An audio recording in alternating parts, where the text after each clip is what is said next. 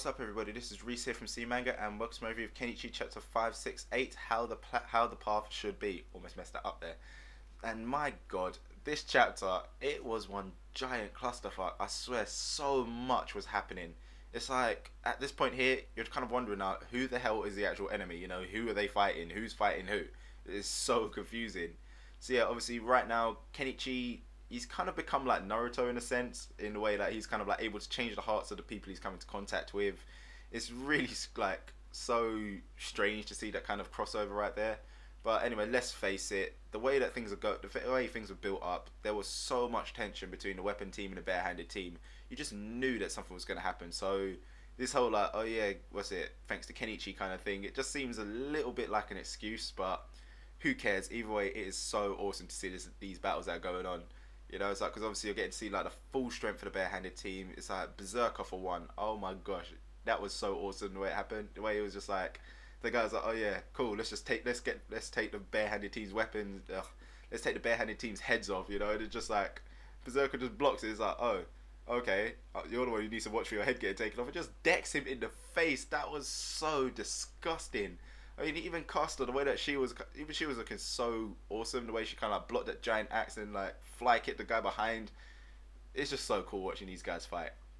So yeah, I think it kind of really goes to show that the Shinpaku team, they really need to step their game up.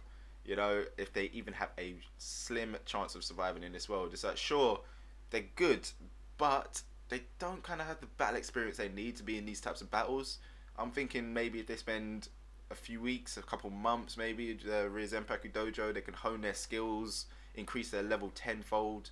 Because I know you got Takeda, he's obviously training with Shiba, so he's got his kind of like smart, like master level teacher teaching him and everything. So that's the only reason why I always say that Takeda's probably the most kind of capable out of all of them, because obviously he's got a master teaching him. But yeah, the rest of them, obviously they're really good, but as we've seen, they just got murdered pretty much. So yeah, obviously all that barehanded team, they're actually like fighting to retain their honor. It's a bit weird, you know, the whole honor of their martial arts kind of thing. I'm thinking the only master that doesn't fully agree with what the hell they're doing is Kushinada. Obviously because the way that she is, you know, she's kind of like get the mission done, take everyone out, just like follow the mission at hand kind of thing.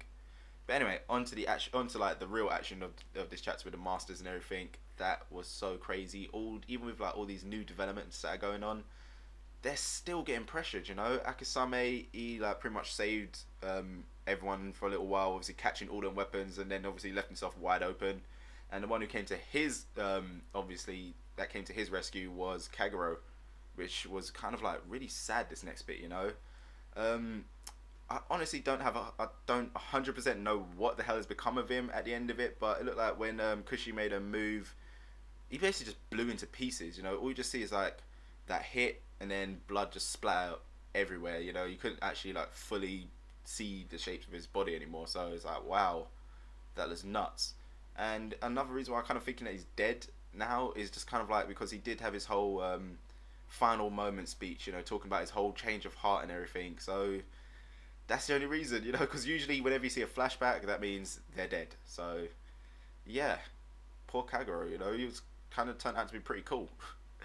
But yeah, obviously that is that chapter. You know, I honestly have no idea where these battles are going. I mean, even Bar was saved by his brother. So yeah, all these battles are just getting so hectic and completely out of hand. You don't actually know who is friend, who is foe. Who knows what the hell is going on? You know, it's like so many battles are taking place, like internal battles, external battles. It's like it's everywhere at the moment. So yeah, I really kind of now want to see what the hell's going on with Kenichi, because obviously he's got his battle against God, I keep forgetting names.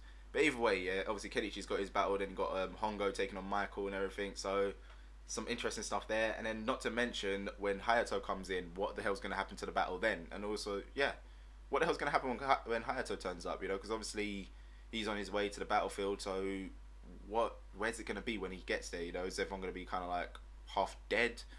Is yeah, crazy stuff. So obviously, as you can tell, seeing as how I'm babbling so much, this chapter was really good. I loved it. It was amazing.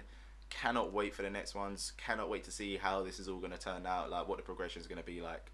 So yeah, that ends my review, guys. You can let me know what you thought about this chapter with your comments below. You know, what do you think is going to happen next? What are you actually looking forward to seeing? You know, obviously let me know in that comment box. And as usual, don't forget to check out the other stuff we do on the channel. So I'll see you next time.